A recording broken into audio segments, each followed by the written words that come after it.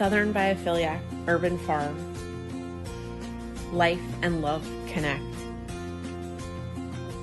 Where careful and thoughtful selection is maintained to bring you quality birds that are vibrant, good-natured, and productive. We continuously strive to move the industry forward through research and education, ensuring that we bring you birds that will provide you with years full of healthy food, fun experiences, and the freedom that self-sufficiency brings.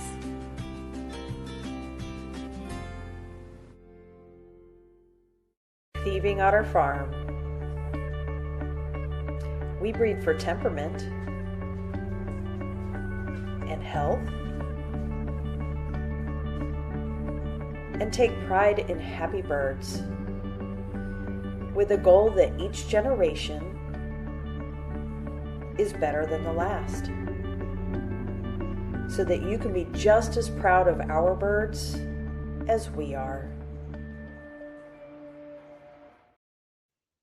Hey everybody, I'm Rebecca from Thieving Otter Farm. And I'm Leo with Southern Biophiliac Urban Farm. And we are two chicks Caturnix bringing you the scoop. Not the poop. On Caturnix Quail. So we decided to do a pop-up live. We had so much fun last week that we decided to do it again. Yes. Actually, no, it is neither one of us had any spoons left to film anything ahead of time. So truth be told. Let's just call it like it is. It's spring and we are stretched thin. Yeah, spoons can be very hard to find this time of year. Yep. But we rallied and decided that we'd have fun tonight and come on and answer questions. I see that we already have some friends watching, yes, which is pretty awesome for being here. For like just posting this. Yeah. Okay. So Andy has a question. Said, okay, dumb one. How do we calculate hatch rate? Total hatch divided by total egg set or total viable at lockdown? Leah, do you want to take this one? Do I? Well, I mean, you don't have to. Sure. Just asking. So, everybody actually will calculate this a little bit differently. So I do total eggs. So everything I set, that's how I calculate the hatch rates. Mm-hmm. Same. Know if you do it different or no, I do it the same. I don't candle, so I'm not pulling eggs that aren't developing and stuff. I am going by how many I set. So a lot of people will pull the eggs that didn't develop at lockdown, and then they base it on what goes into lockdown. Nah, I'm doing the whole deal. Yeah, same here. And that's how I do my percentages. Very cool. All right. Any other questions? Because if not, we're just gonna like ramble on and tell silly stories. And Joe, I keep watching. I keep watching your weather to try to get you out some eggs. I think if I remember right, because I've looked you up a gazillion times, but I want to say you're in New Jersey. Is that correct? I every day going through those zip codes, checking to see who I can send their eggs out to. I've been doing the same. Yeah. Because down here in Florida, it's basically we're hitting summer already. It's crazy. Well, for us, nature has been completely bipolar. It is warm and then it's cold, and then it's warm and then it's cold, and it's just back and forth, back and forth, back and forth. We had a little bit of a strange winter too. We had some really cold spells, and usually if we get a cold front, it lasts for like a day, but these were lingering on. Got it. Jenna said, I pulled before lockdown just to make room and combine lockdown batches to start new ones. I will finally have a cabinet soon. That's exciting. Yes, I believe it's a GQF cabinet. Nice. Your life changes completely once you get a cabinet. Yes, they do. And then you're like, why did I wait so long to get a cabinet? And then you need 2 cabinets. Yep. And then more cages. Mm-hmm. The math keeps mathing. Oh, looks like we got some of your eggs Yes, going. yes. I'm so excited. I can't wait for them to hatch for you. I It's sent some exciting. fun ones. Yeah. Let's see.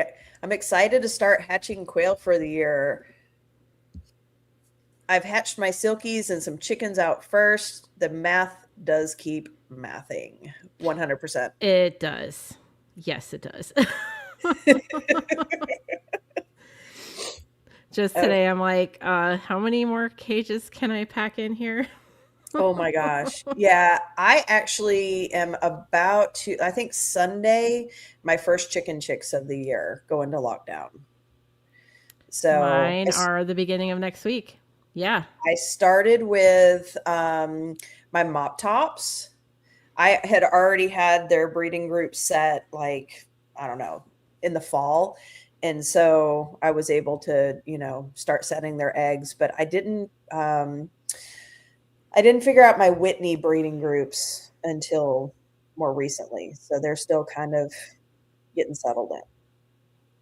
I'm Yeah, still I've got my first test hatch on Aloha's, so I'm excited about those. Mhm. And I did candle those just because it was a test hatch, so they're looking pretty good. Very cool. All right. Stacy in Ohio just had shoulder surgery. Ooh, Yeah. Said we're looking forward to my 72nd birthday in Nashville. Awesome. And ooh, picking up happy eggs. birthday. Yes. Going into lockdown on Friday. So Nice. very cool. Oh, it looks like Joe bought a hatching time incubator. All right. So this will be my first time. So what are some issues to watch for and prepare for, if any? Leah, would you like to cover this topic? Oh, I'm kind of afraid too. Okay, so I love the hatching time incubators. Mhm. I do. I really do. They are pretty much set and forget. Yep. Some bonus things, and I know a lot of it has to do with just because I live in a super humid climate. So I didn't have issues with mine until we hit the 2 year mark. And I believe it's because of our humidity.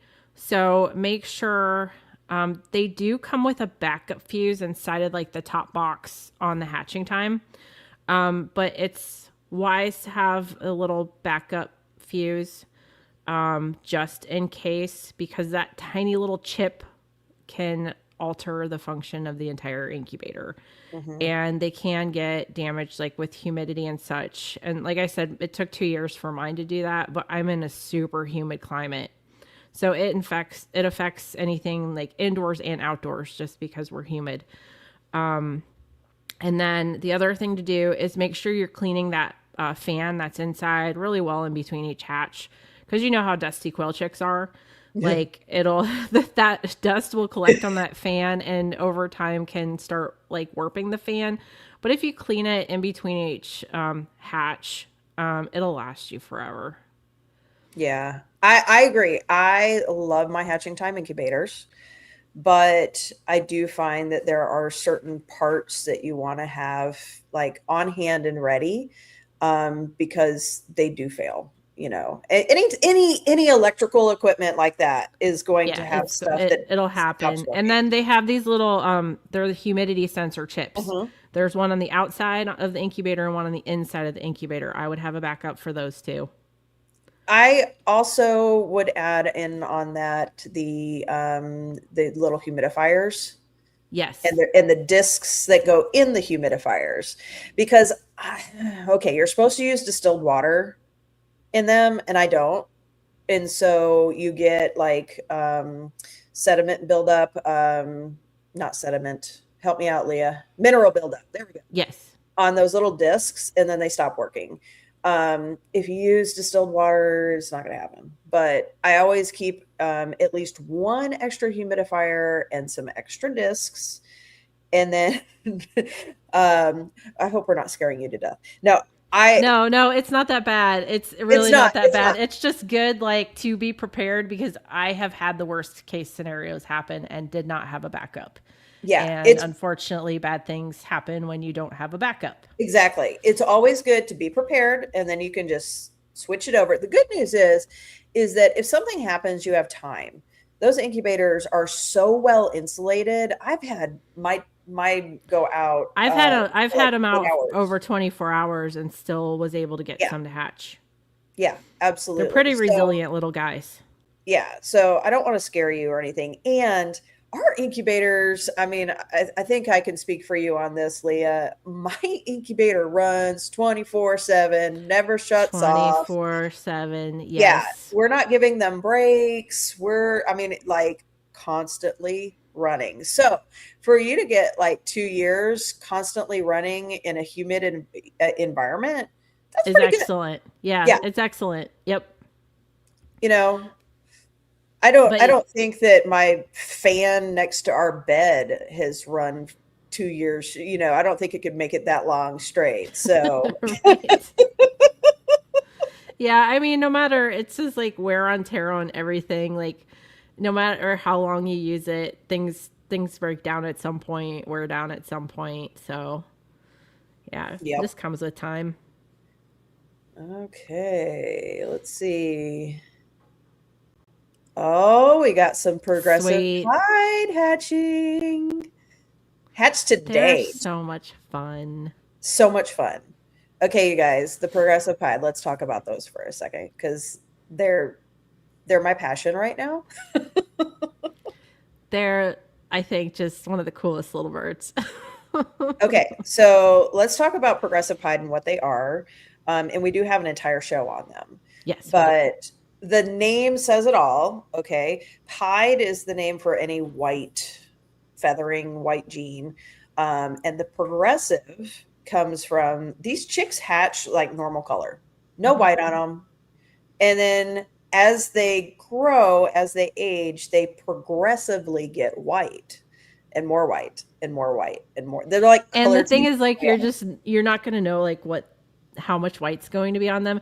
It's Yeah. like if you've ever had an English white chick hatch, if they have a spot of color, you know where the color is going to be, and then the Yep. rest is going to be white. But these hatch out and they don't have any white on them at Yeah, it's all. crazy. It's So it's crazy. really cool to watch. So you have no idea what they're going to end up looking like. You have no idea like how far they'll progress because some progress like until they're almost entirely white and some of them progress I have a partway. favorite boy that is like almost entirely. I'll have to share a picture of him because Yeah. he's my favorite. So it's fun. You never know what you're going to get. So, yeah. Have fun with that. You're going to have to post pictures. We want to see all the pictures. All the pictures. So it looks like Jenna also had some shoulder surgery. Oh, She's 3 months yeah. out. Ouch. It takes some time to recover for that. And Heather had something in her yard. Now I want to know what's in the yard. I want to know what's in the yard too. We need a report.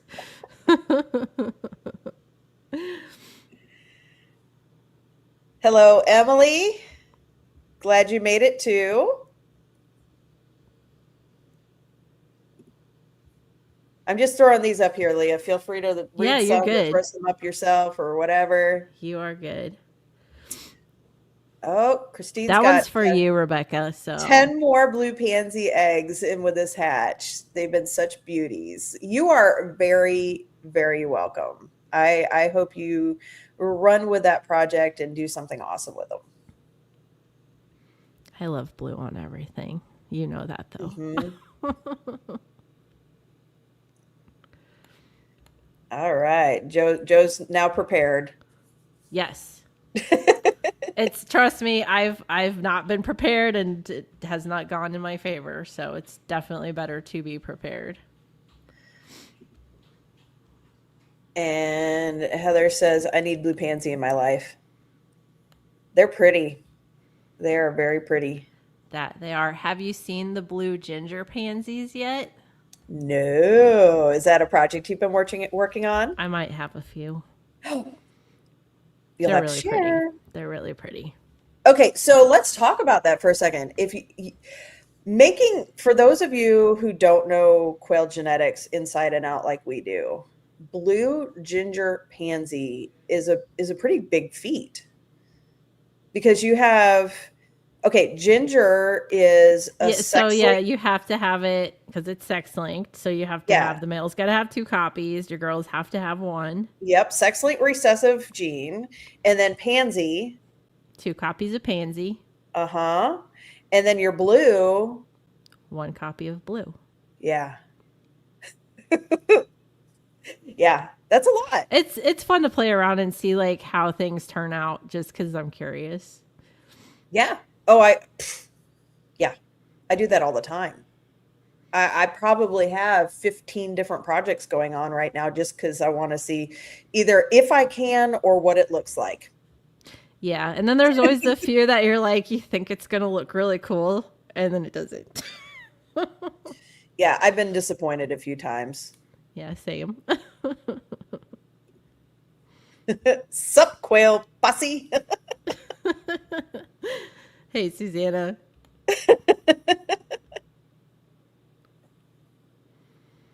All right, here's one you can read. Okay, It's we are long. rearranging to try. That's why you let me read it. No, uh, we are rearranging to try the 16 to 3 as you suggested. Who doesn't get along after that is going to the freezer camp. Besides putting them together in new cages at bedtime and sand pans, what will help? Okay. So we actually have an entire episode on introducing birds. Yes, but we can go over it quickly. Yeah, yeah, Um, absolutely. Absolutely. So, if you're introducing new birds, like my biggest thing is to rearrange the cage. And then I do like bedtime. I like when you introduce them at dark. Hmm. And if you still think you're going to have trouble or are having issues or whatever, you can take all of the birds, new birds, old birds, put them in a box together, make sure there's good ventilation. They can get hot really quick. Yes, they Um, can. it discombobulates them, and then you put them all in the cage together. And so, yeah, that tends to help out a lot. And then if you do that at bedtime and rearrange everything, boom. So I mean, I wouldn't say it's always 100% foolproof, but it's pretty darn close. cool. Okay, this one's for you, Leah. Heather wants to know where the fuse is at. Where is the fuse? So, you know the black box on the top? It is inside of that box. There's an extra fuse. I will have to probably get a photograph for you, though, to actually identify it. Yeah. But if that fuse goes out, it'll shut the whole thing down. So they come, when you purchase them new, they come with an extra. But if you use the extra, make sure you get an extra. I had no idea that they came with an extra, so I probably tossed it out. I don't even remember that. No, so it's inside, it's kept inside the black box on the top. So your on Oh, off switch, it's in there. They put okay. it in a very smart spot. Like I would have to say Hatching Time did a good deal with that. Okay, that's really cool. I've also had the on-off switch go out, so I keep extra of those. Yes, I have an extra one of those as well. No, so the good thing, okay, back to the fact that we're saying make sure you keep parts on hand. The good thing is that there are parts that you can keep on hand.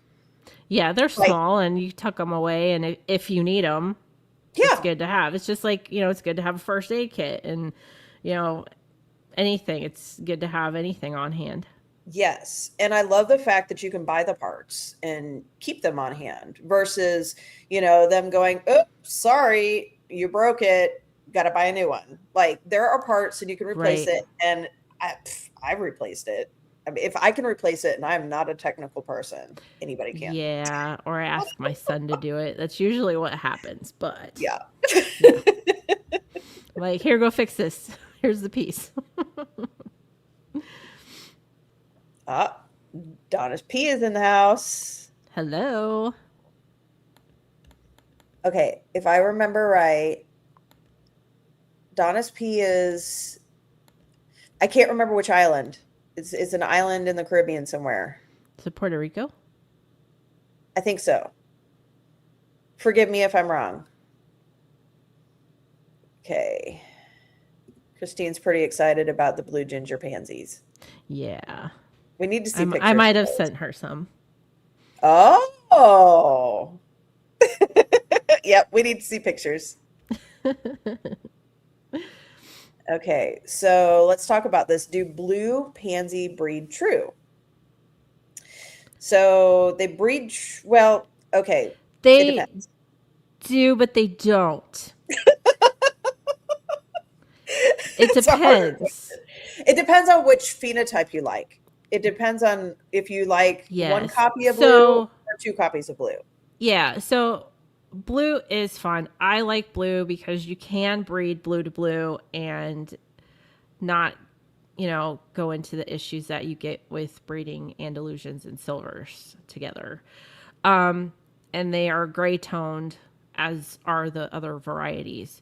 But generally, blue looks best in heterozygous because when you have 2 copies of the blue gene, the birds tend to look very white.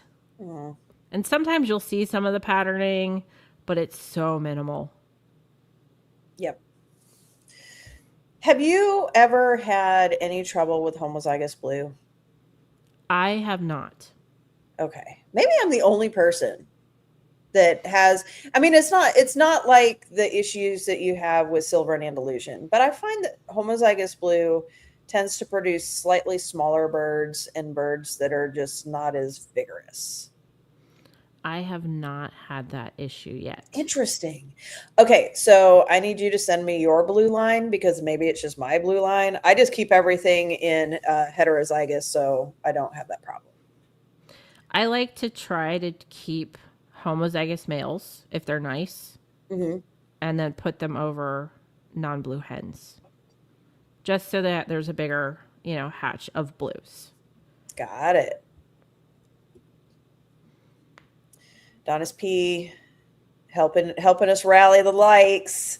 19 people and only 3 likes. Come on, guys. Yes, if you haven't liked or subscribed, please do so. It helps us out. It really does help. Yeah, it helps us be seen. Okay, so dumb question. At what temp should I yeet my hatching eggs in my building? What is too hot? What is yeet, Susanna? I don't know what that is. Toss. Throw. Okay. I learned a new word today. Okay. I only learned that recently. You can tell we're old. So, when it's too hot.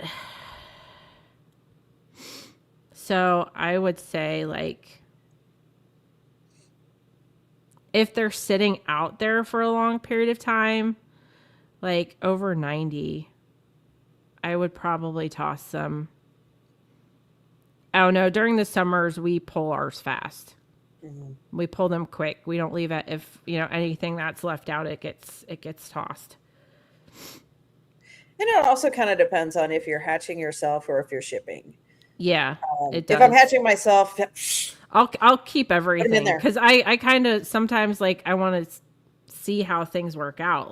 Yeah. If I let them, eggs sit in the heat for a few days, I might do it as a test hatch just to see how it's affected. I've tested a set of eggs. I held it back for a few weeks before I put it in the incubator because I wanted to see if it would affect hatch rate.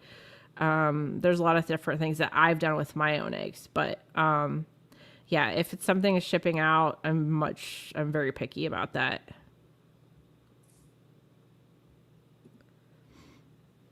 Okay. I love these genetics questions. I know, me too. What would Pearl Fee and Jumbo Pansy get me? Do you want that one or? Sure. Okay, go for it. Unless you want to grab it. No, go for it. Okay. So the first generation, you're not... Okay, let me back up.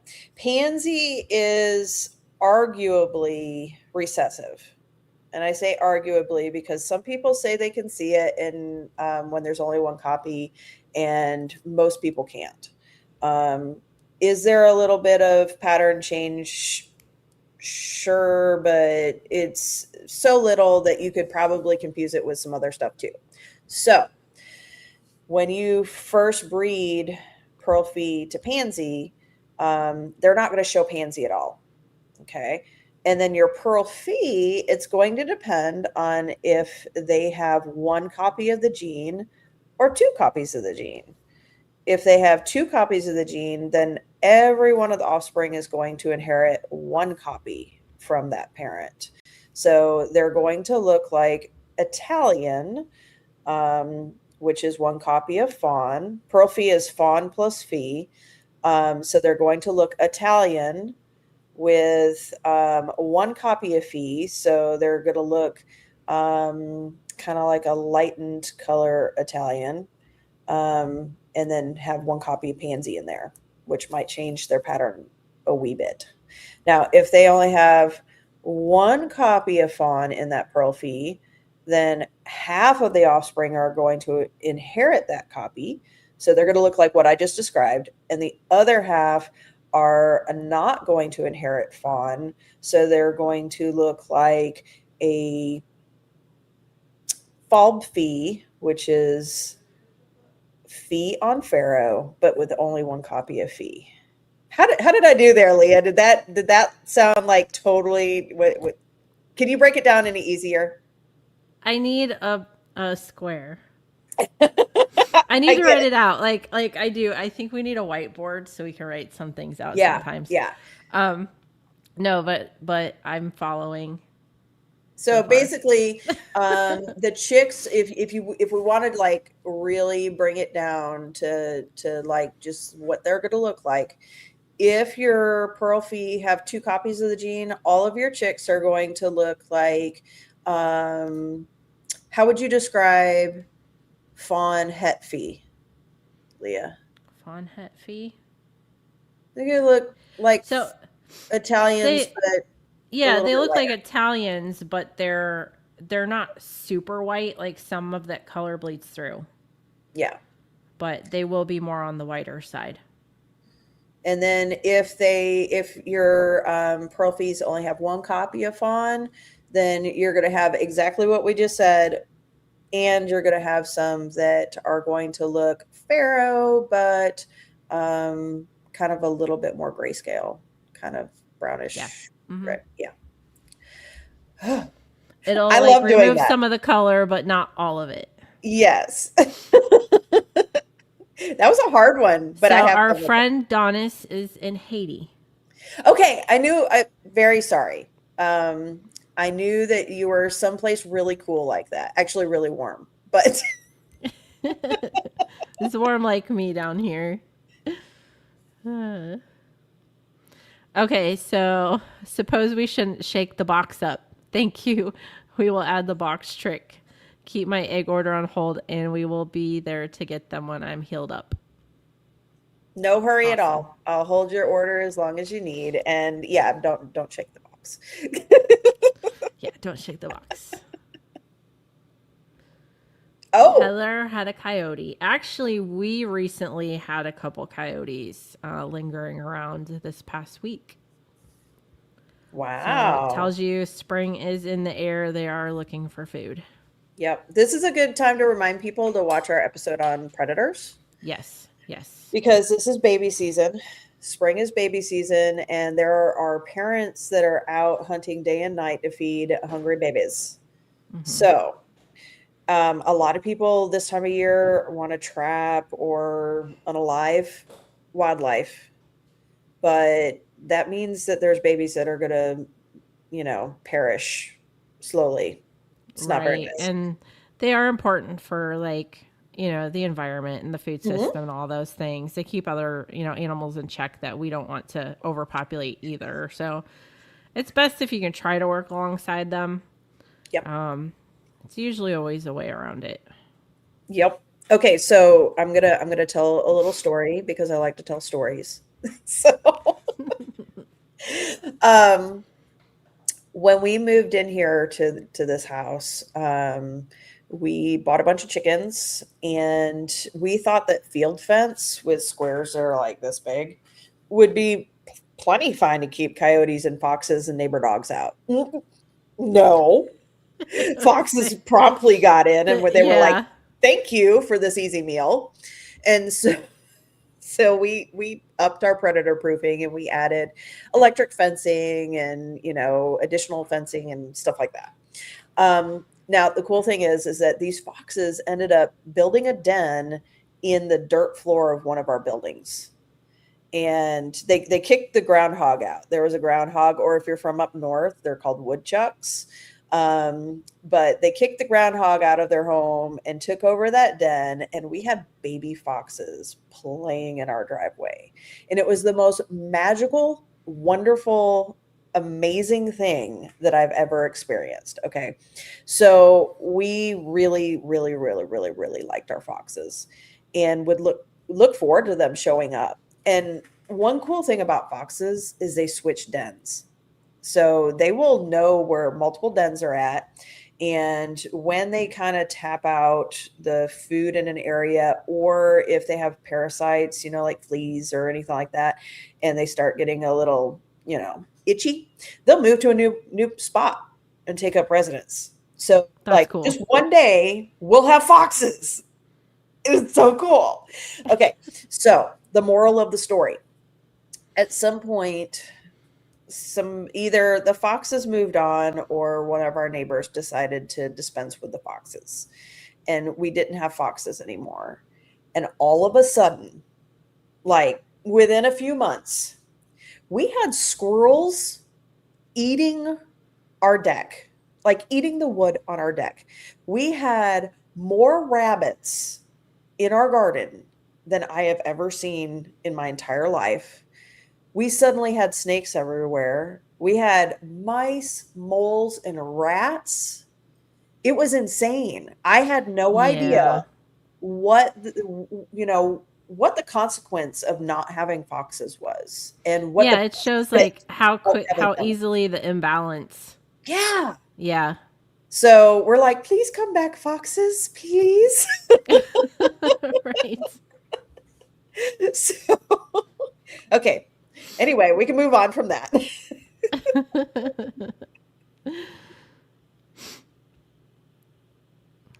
Gotta go to the comments. Okay.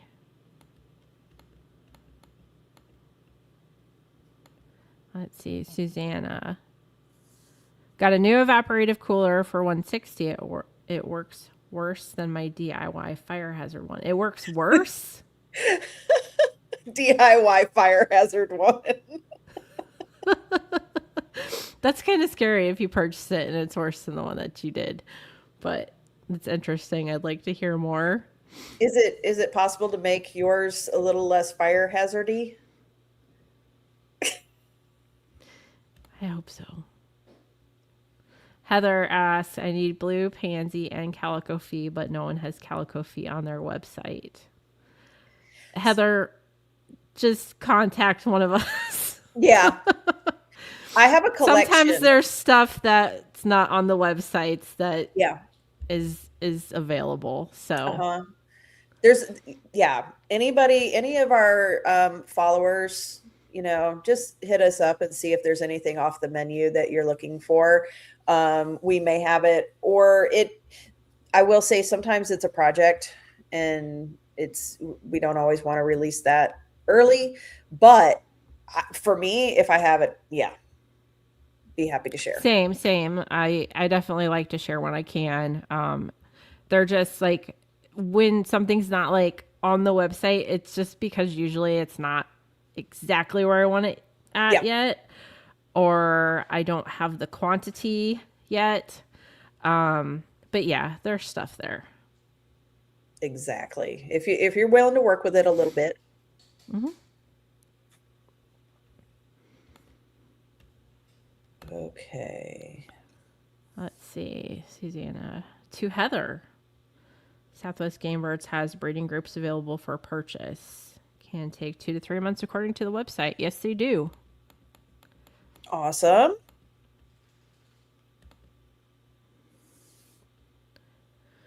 Edwin, sorry, I won't provide the Disney Channel wand or the whiteboard to help explain all the genetics info. Just had Pearl Fee, Pansy, Sparkly, and Tuxedo and was working that fun route. What fun route I could take. Okay, you have a lot of Got fun it. Got stuff it. there. You have a lot of fun stuff there. Yeah. Yeah. Yeah. And never like we love talking genetics, and the more involved and challenging it is, the more fun it is. So yeah. I do have to write things out a lot though, especially when there's like a lot of A genes bunch getting of involved. genes. Yeah, you have. Just because I'm like, wait, I want to make sure I don't cross things. But yeah. Uh-huh. Yeah, it's there can be a lot to it, but gosh, it's my passion. I just want to be sure that I'm explaining it well. Yes. Yes. Dropship foxes. I will take all the foxes and all the otters, thank you. And coyotes. I like coyotes too. I will send you ours. Okay, I'll take them. I miss my wolf hybrid, Lefty. I talked about him in the Predators episode. Oh, did you? I did. That's the one I actually missed. Yeah. Let's see. Shelly, does it make you laugh to see the evolution of quail math by watching multiple orders roll in from the same names? Despite my best intentions, I keep placing orders from both of you. Yes, Shelly. The math is mathing. Trust me, it never stops mathing. Even I'm always asking other people too. I'm like, hey, can you send me this? Can you send me that? Yeah. Yep. And Shelly, I think I either just filled an order for you today or am finishing up, and we'll fill it tomorrow. I know that I saw you pop up. So yep. Uh-huh. I love it. I do too. Let's see, Heather. People don't know, but bears are coming out of hibernation. They have cubs. Most people don't know they get pregnant before they go into hibernation and actually give birth while in hibernation. Yep. They have it lucky. I mean, like, I've never had children, but I guess if I could have children while I was in deep sleep and didn't know about it, that'd probably be the way to go. I guess it would be. Poor Heather, she lost a whole, like, the majority of her quail to a bear. Yep. Last year, so yeah, no fun. And that's again like we've got to get her up and going. Yeah, definitely. Let's see, Susanna, my DIY evaporative cooler is a janky PVC pipe contraption with a pond pump shooting water through the pipes up to the top, where I drilled holes to drip through a pad for this with a shower curtain ring. That is so awesome. Susanna inspires me. Susanna is always doing really cool stuff and stuff that I would normally have Frank do. Like I would call. Oh, I'd be having somebody else doing it. Yeah. Yep. And Susanna is like so handy. Technically inclined, definitely. And then she said the fire hazard part came from needing the fan to be close. Got it. So yeah, please don't burn anything down. You have a brand new, wonderful quail building. Yes. Uh-oh. We both hit at the same time. Heather's excited. Yes, Southwest Game Birds is, did I just say that right? Southwest Game Birds. You did say it right the first time. Though. Okay. I don't know. It didn't sound right. Is back in business. They are shipping live birds. Yep. So I don't think they've gotten back into hatching eggs. I think they're just focusing on live birds right now, and it's the same old website. I'm very excited about that.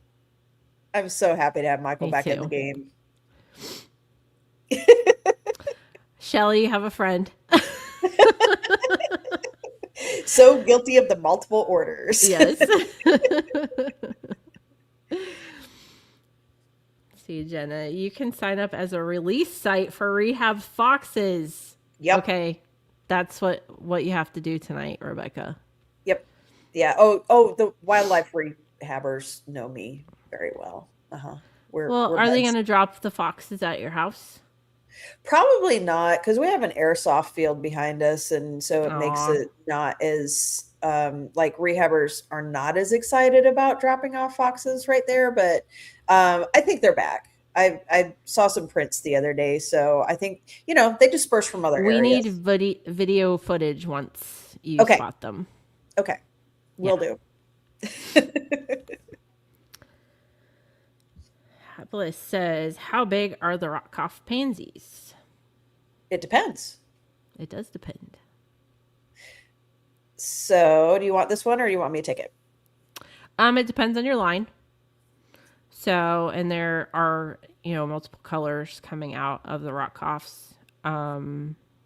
You have like the original line of just the brown Yeah, rock I have coughs. the Southwest Game Birds line that is a pure line without any kind of other genes involved. Just pansy. I also have some projects. There's always projects. Always projects in the Always background. projects. And Um, I have some of yours. yes. And then so I've got the red pansies, and they lay a nice large size egg, and they're generally like about 14, 15 ounces. Yep. Yeah, so they're not the biggest of the big, but they're up there. I'm working on a um, Merle Pansy Fee Oh, and it's line. pretty. It's It's so really pretty. pretty. Pansy Fee is pretty, but Merle just it It darkens that pops. black and just Yeah, makes it it really poppy. pops. And I'm working on perfecting that line. There's a couple little secret things that are going on with it, but it is not yet jumbo. I'm working on that. So yeah. Heather, we love you too. We do. Jenna says bears in Alaska know how to open car doors and house doors. Yeah, no thanks. I'll pass on that. That's kind of wild. We have black bears down here in Florida, but I've never seen them like in the city areas. They're way, way far out. Yeah, we have black bears in Tennessee, but not necessarily in our area. Every now and then one will wander this far, but I haven't ever personally seen one. So, We do have bobcats and we have cougars. mhm. Yep. That one's for you, Rebecca. Okay. What is the status of ordering black Coturnix eggs?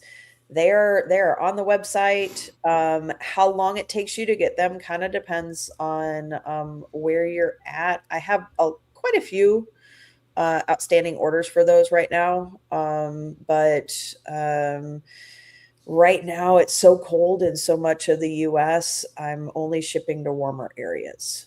So, and then if you're looking for banded black, I've actually passed that line on to Mason Fields at Big Spring Quail. And I can't wait to see what he does with that line. They're pretty birds too. They are so pretty. Yep. And it wasn't okay. So some people That have was asked, the first black I ever hatched was a banded. really? Mm-hmm. Some people have asked like why I parted with that line. And it's because quail math is real. And Yes, I and you need only to make have, space. As yes, why I'm even passing a line over to Susanna at Prismatic Quails. yep. So, yeah. There's only just so much space, and sometimes you have to let lines go so you have more space for other things and more projects or, all the things. I just need a bigger barn. so, so I can have all of Yeah, them. all of But the above. And then with that, I also adore Mason. Mason is an amazing breeder. I've been working with Mason since he was 15 years old, and I know that he can do justice by that line, and I know that it will help boost his business. So go over and take a look at Big Spring Quail. Like he really, really, truly is a good breeder, a really good breeder. Yeah, he really really is. He's got a good eye for detail. Yeah. So go check them out. Speaking of Let's which, see. Oh, okay. There you go. Heather took care of it for us. yep. But I do still have the regular blacks. Yes.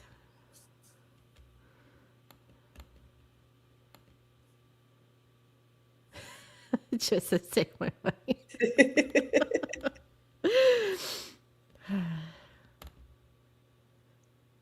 And Chris is excited about the Myro pansies. I'm excited about them too. Yeah. Oh, me too. I'm hoping for maybe a spring release. Not this spring. Maybe next spring. You guys know that I hold on to stuff until like, man, there's so much anxiety with a release. And I probably hold on to them too long Yeah. because I'm always worried that they're just not perfect enough. Well, that's my problem too. Uh-huh. You're always like, just do it. Like, okay. We're so darn picky. We're so Yeah. picky. But it's our reputation at stake. I don't ever want to release anything that I can't feel good pride in, you know? Right. Let's see. It's so easy to run out of room when you need to establish coveys for ingredients of a liner project, Uh-huh. and then you have no room unless you are willing to take a chance at losing them. Absolutely. Yeah. Absolutely. And I'll tell you what takes a lot of room is test breeding. Yes. Oh So my much goodness. space. When we were test breeding American Pansy and finding Cardoon, I was using up so much cage space for that. I don't regret it. Yeah, I love test breeding. me neither. I can't even remember how much space allotted to that. Because I was as if you were testing different things, different pieces. Yep. Yep, absolutely. Heather ordered German pansy again. Fingers crossed. I love them and I want a cage of them. They're nice. They really are. I really enjoy those birds. Michael did a really, really great job with them.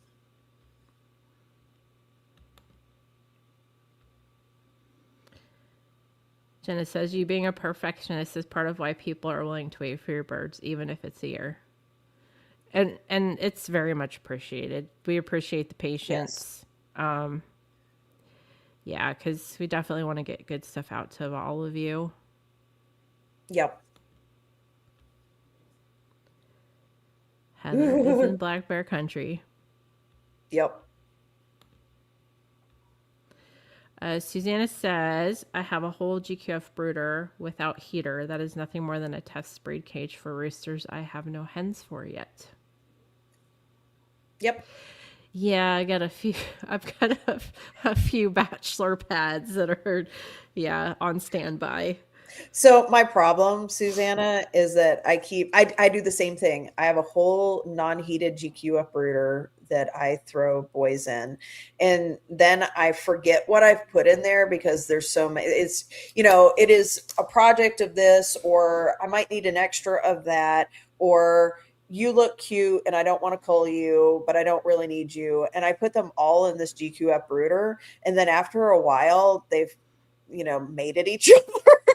So that their feathers are gone, and I'm like, oh man, now I got to look at their feet to figure out what they are.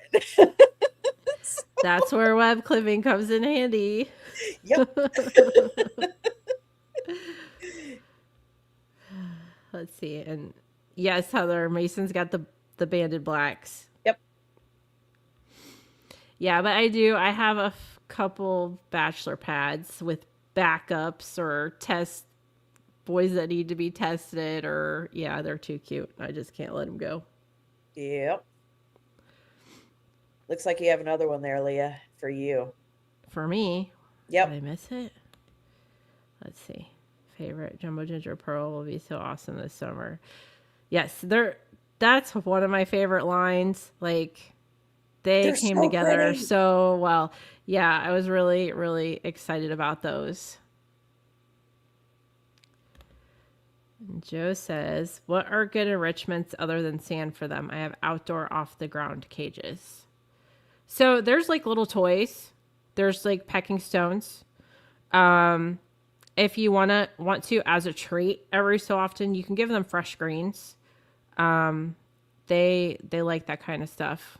But they do love a good sand bath. Mm-hmm. Like that'll make them so happy.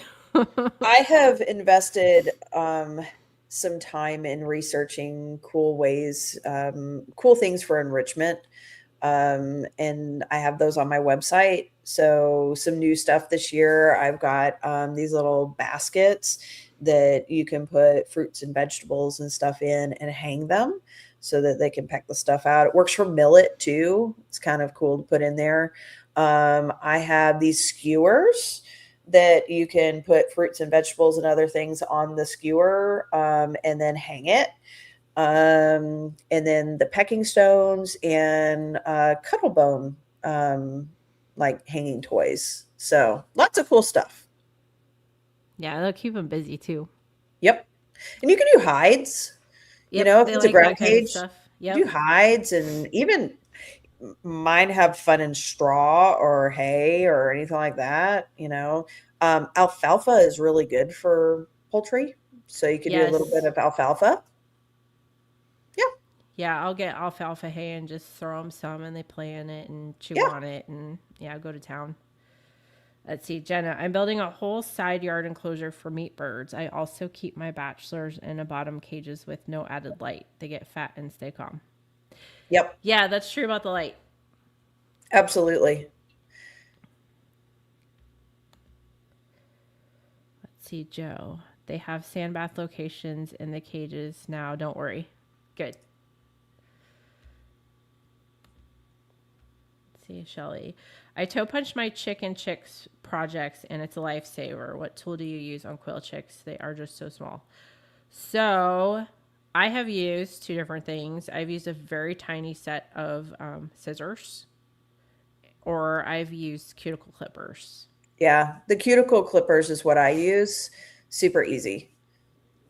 Yeah, and you literally just you're taking that little triangle of webbing out, Hmm. and that way you don't have to worry. Because if you just do a single snip, sometimes it can heal back together, and then you won't see what it was you clipped very well. So you want to take that little triangle of webbing out. I admit I'm kind of lazy and I just snip it. Yeah, I try my best. But if I can't tell, then I don't use it. So Yeah, same, same. But yeah, the best practice would be to take the triangle out.